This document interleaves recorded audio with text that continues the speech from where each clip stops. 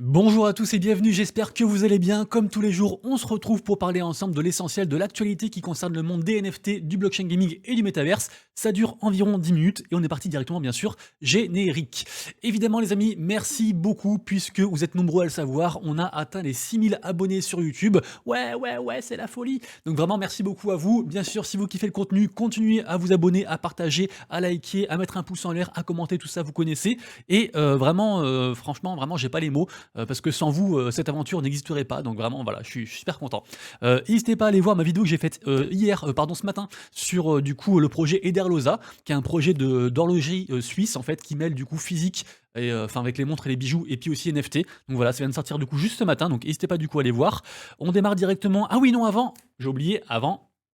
La vidéo du jour a été réalisée en partenariat avec Defit. Defit, qu'est-ce que c'est? C'est un move to earn. Ah non, encore un move to earn, encore un staple, on en a marre. Et bah non, figurez-vous que c'est différent par pas mal de choses en fait. Déjà, faut savoir que Defit, ça existe depuis 2021, donc bien avant la vague Stepn et move to earn. Ils sont encore là malgré le bear market. Donc déjà, ça, c'est déjà en soi une victoire, donc bravo à eux. En plus, la team est trois quarts française et le projet est français. Donc Cocorico, il a été incubé en partie par Pirates Labs, vous savez, les deux gaming, etc. et tout. Et puis aussi, d'un côté, un incubateur de sport, je sais plus lequel. En tout cas, autre différence notable aussi à retenir, c'est que le token, bah, il n'y en a qu'un seul, token Defit, il est capé à 50 millions du coup d'unités, il n'y en aura pas plus. Et en fait, suivant le nombre de gens sur l'appli, et bah, du coup, les rewards s'adaptent, donc c'est beaucoup plus fair. Pour l'instant, le token, il a 0,07 $, il est assez stable depuis 3 mois, donc c'est plutôt cool aussi en cette période.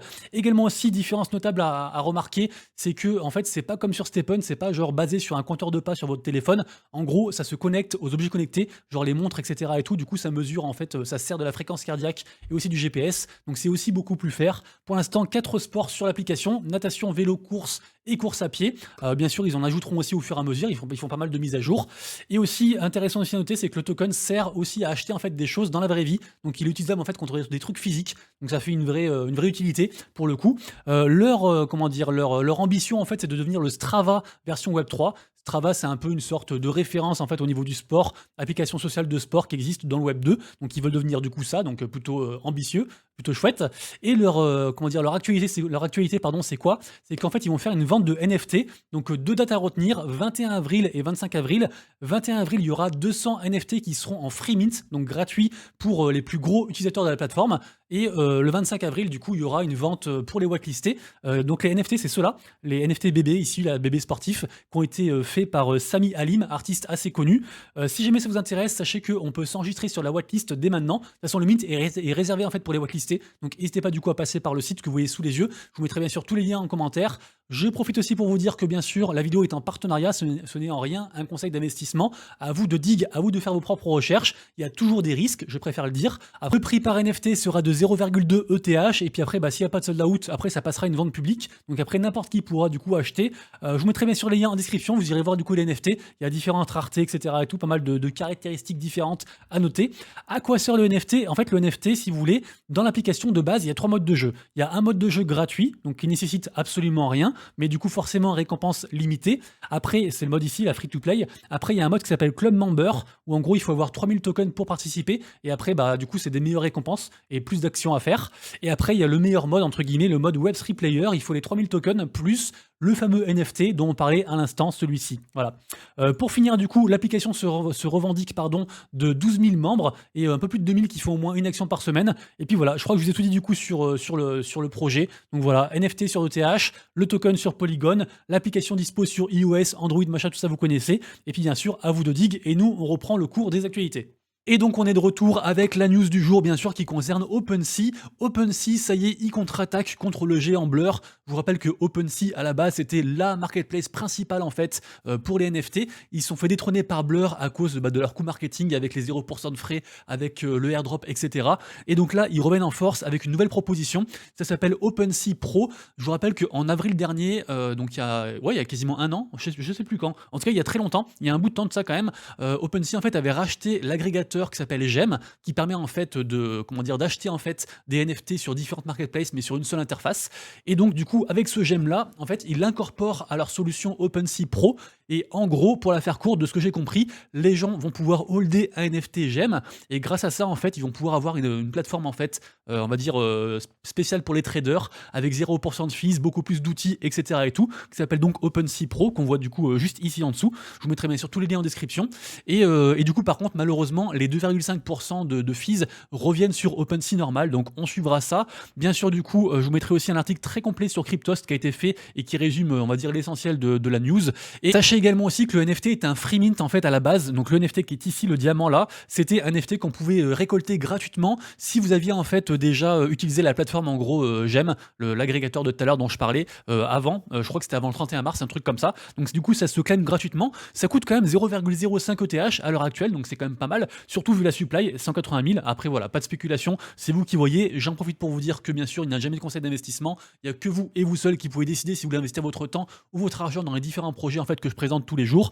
En tout cas, je voulais juste revenir sur la sombre histoire, puisqu'il y a quand même un mec qui voulait en fait farmer du coup le airdrop de Blur avec les Gemesis. Donc en fait, il voulait faire genre, je sais pas, genre 2000 bêtes, 2000 enchères à 0,04, un truc comme ça. Vous ferez le calcul vous-même. Mais en gros, il s'est gouré en fait dans les chiffres et du coup, il a fait qu'un seul bet sur du coup un seul NFT, donc à 100 ETH.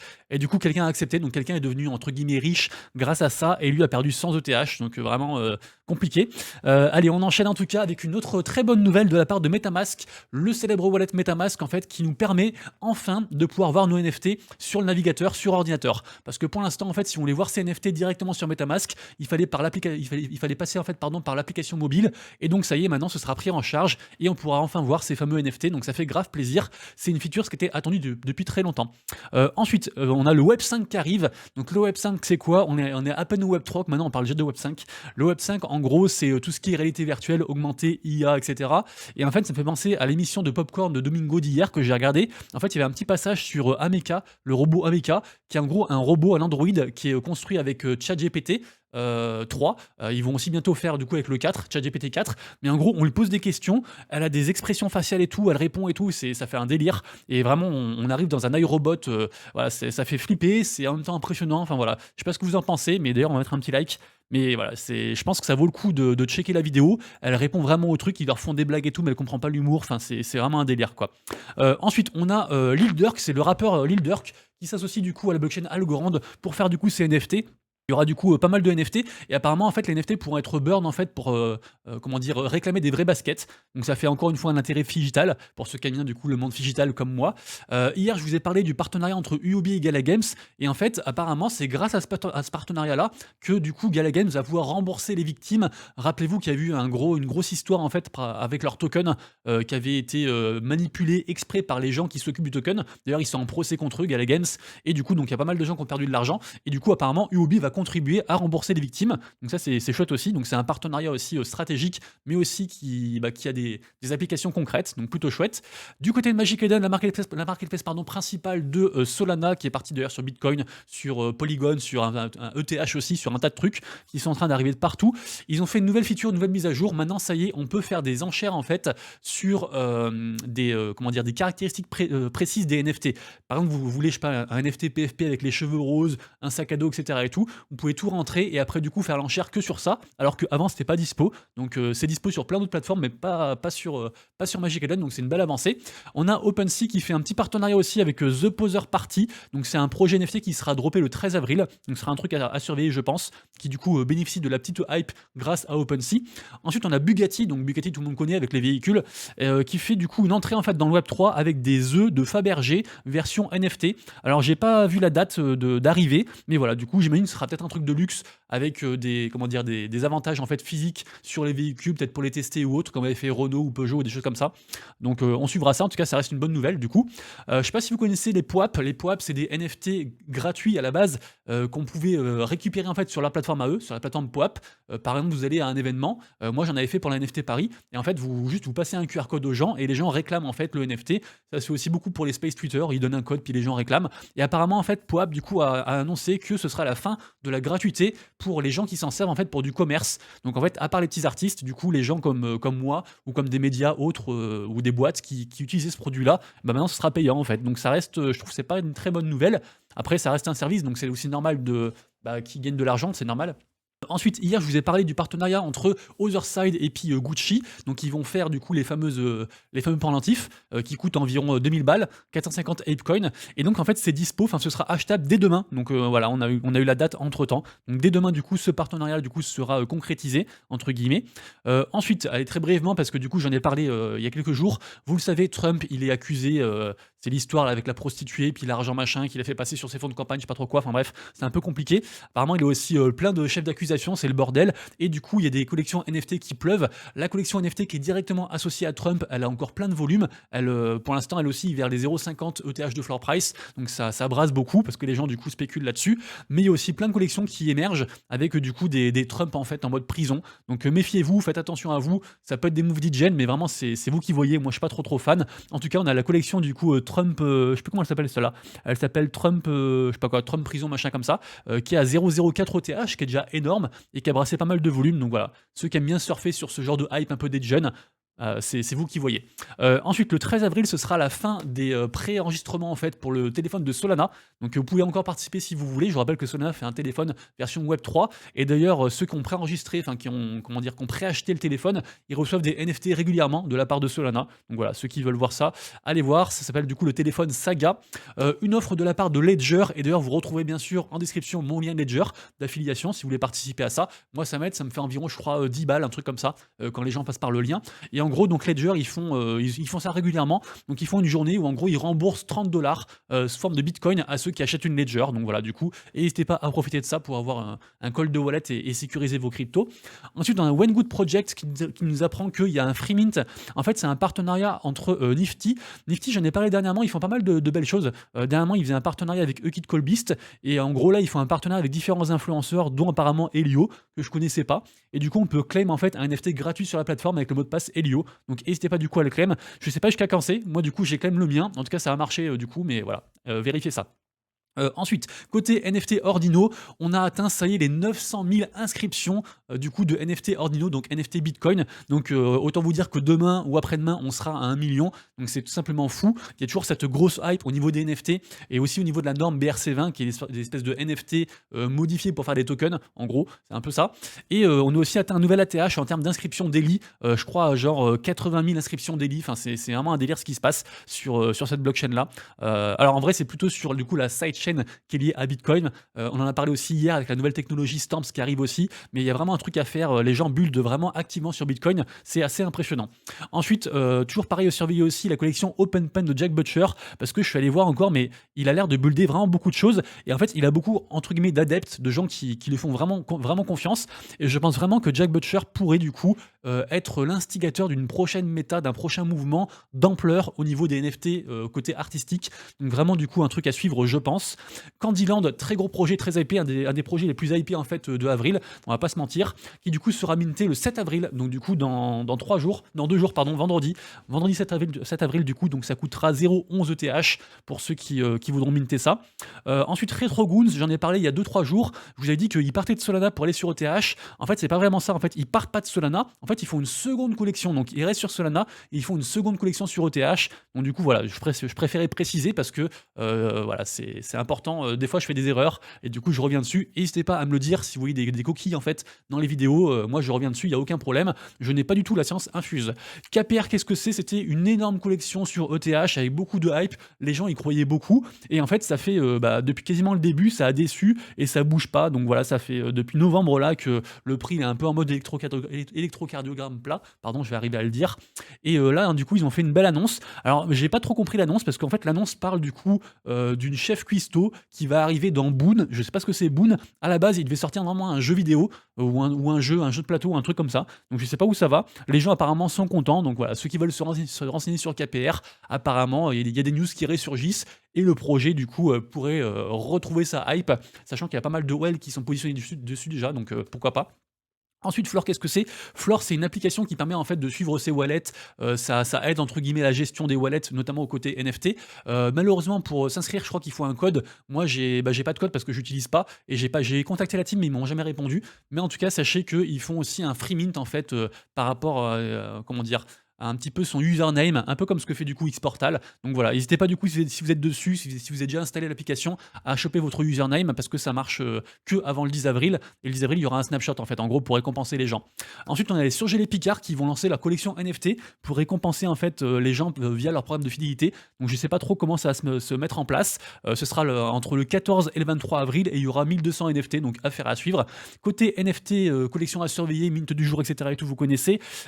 Toujours pareil, un Nakamingos qui survole le game avec des volumes incroyables. Toujours la grosse campagne de FUD qui trône. Du coup, ils sont descendus, je crois, à 0,40 ETH. On peut les voir du coup directement ici. Ouais, ils sont à 0,40 ETH.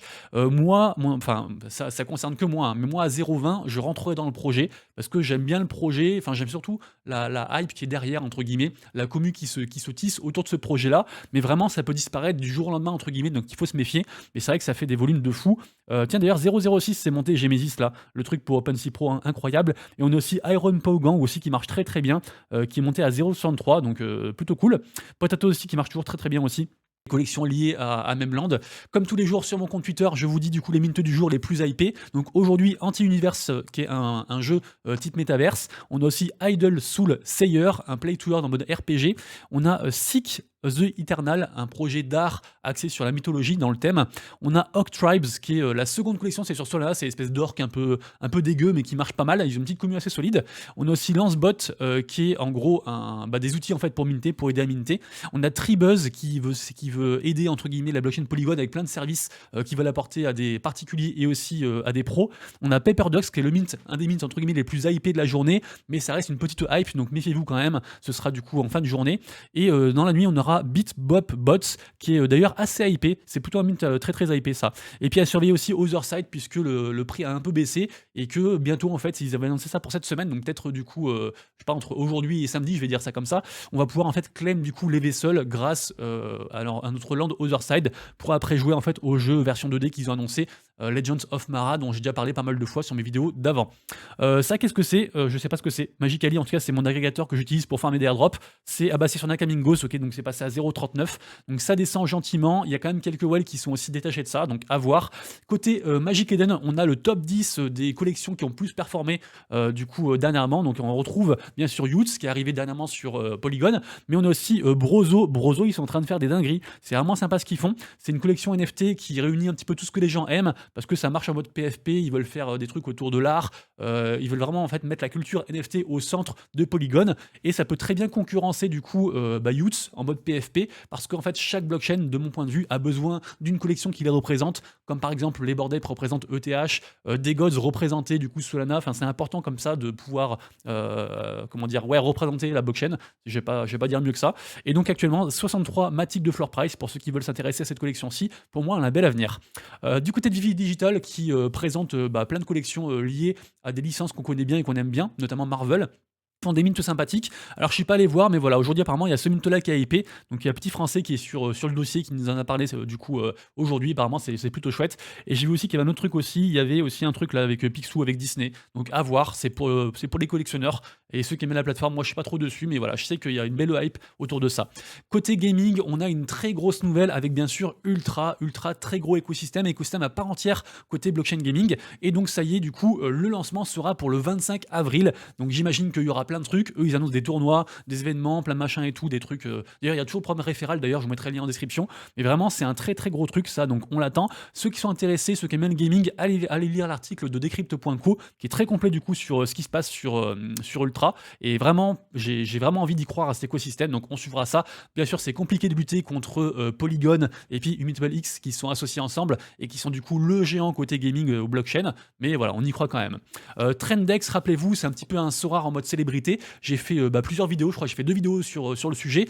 Sachez qu'ils feront une AMA très attendue du coup aujourd'hui à 5 h avec le fondateur du coup de la plateforme. Ils vont annoncer pas mal de choses apparemment, des trucs nouveaux et tout, une refonte de certains trucs. Donc n'hésitez pas du coup à aller voir. Et je vous rappelle bien sûr aussi que le jeu est gratuit. Si vous passez par mon lien référal, et ben en fait vous aurez 4 parts de talent gratuits. Et donc n'hésitez pas du coup à faire les tournois parce qu'il y a 2 tournois par semaine et du coup on peut les faire gratuitement. Et après il y a pas mal d'argent aussi à se faire. Donc voilà. Après vous pouvez payer si vous voulez, mais rien qu'en gratuit, on peut se faire de l'argent. Ça coûte rien de faire les 2 tournois à chaque fois. Donc vraiment n'hésitez pas à faire tout ça. Ensuite, ça pas mal de gens l'attendaient depuis que j'en ai parlé. On a la FIFA qui donc lance la bêta aujourd'hui de leur jeu mobile du coup pour le football en fait. En gros c'est des gens qui s'affrontent en fait. C'est des petits persos comme ça qui s'affrontent autour de matchs de football.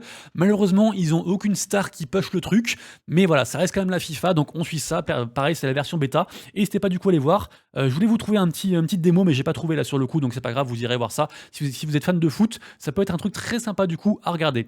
Ensuite ça c'est quoi? Ah oui c'est Monkey League qui du coup lance du coup sa version alpha avec du coup pas mal de tournois. Pareil c'est aussi un truc de foot Monkey League mais avec des singes donc n'hésitez pas du coup à aller voir ça. J'ai trouvé la news sur du coup le launchpad en fait, pardon le launchpad sur Magic Eden mais version gaming, ils mettent vraiment des bons trucs. On a aussi Alaska qui sort du coup pour le 20 avril. Alaska c'est un RPG d'aventure. Pareil j'ai pas d'image à vous montrer non plus mais bon vous irez voir, mais en gros c'est un jeu aussi avec une belle hype Alaska et un beau studio aussi donc pareil n'hésitez pas du coup à aller voir ça. Ça m'a l'air assez intéressant, assez prometteur. Ronin qui est donc la sidechain du projet Axie Infinity de Sky Mavis qui dernièrement a permis le stacking et a permis aussi de faire venir en fait d'autres jeux sur l'écosystème. Et en fait ils sont en train de développer là la version mobile qui sera beaucoup plus aboutie avec du coup une refonte de l'application, donc voilà n'hésitez pas du coup à aller voir ça. Ronin je sais pas si ça va marcher sur le futur mais en tout cas il build donc du coup c'est plutôt cool. Sorar qui vient d'acquérir les droits, enfin de réacquérir les droits, je crois qu'ils avaient perdu et qu'ils ont retrouvé donc les droits du coup de la ligue coréenne. Donc voilà, du coup maintenant on a des stars de foot coréens qui sont sur l'application.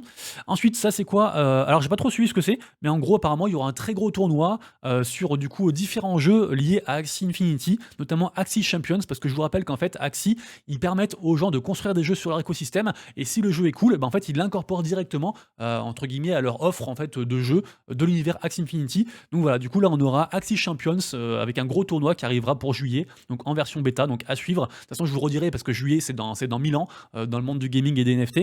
Ensuite, on a Universe qui lance du coup leur premier jeu, enfin leur version jouable du jeu pour le 26 avril. C'est le 26, je crois, c'est ça?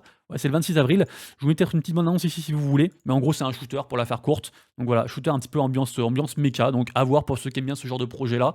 Je suis allé voir sur Immutable X, apparemment, il y a 1500 balles à gagner avec du coup une espèce de Sorar mais version box qui s'appelle donc Ether Last Boxing, qui devrait arriver très bientôt et qui est un free-to-play. Donc si vous aimez la box, du coup, pourquoi pas essayer de checker ça. Ensuite, ça y est, c'est terminé, on ne peut plus jouer à Tower Climb. Tower Climb, c'est un jeu vraiment très hypé qui sera minté le 13 avril pour ceux qui sont whitelistés Gold, donc les meilleurs whitelists. Il fallait jouer au jeu, avoir un bon score pour être whitelisté. C'est un jeu aussi qui est push par du coup FreeNFT.xyz qui marche très très bien. Donc pour moi, ce sera un banger. Donc on se retrouvera du coup pour le 13 avril. Moi, je suis pas whitelisté, mais j'essaierai, je pense, d'en choper au secondary si c'est pas trop cher. Donc on verra ça. Universe, du coup, j'en ai parlé. Et on finira par une pre-sale qui s'appelle donc Swords of Blood. Donc du coup, Swords of Blood, en gros, ils font la pre-sale maintenant. C'est alors je sais plus ce que c'est. C'est sur Polygon, je crois. Ouais, c'est sur Polygon. Ah oui, c'est un MMORPG hack and slash. Voilà, c'est ça. Du coup, ouais, je suis allé voir. Ça a l'air vraiment sympa pour le coup. Je pense que c'est un vrai jeu qui a été exporté version Web 3, mais qui existait déjà d'avant parce que, en fait, le truc est quasiment fini de ce que j'ai vu. Et en tout cas, voilà, il y aura du PVP, il y aura du PVE. Et puis voilà, ceux qui sont intéressés, la petite pre-sale du coup pour acquérir du coup le token et les. Je crois que c'est que le token. Je crois que c'est pas encore les NFT. Mais voilà, vous irez voir ça. Les amis, du coup, c'est tout pour moi. Si vous avez kiffé la vidéo du jour, bien sûr, n'hésitez pas à vous abonner, liker, machin, vous connaissez. Nous, on se retrouve donc dès demain pour la prochaine vidéo. D'ailleurs, la vidéo sur Alien World sort aujourd'hui ou demain parce que elle est quasiment finie.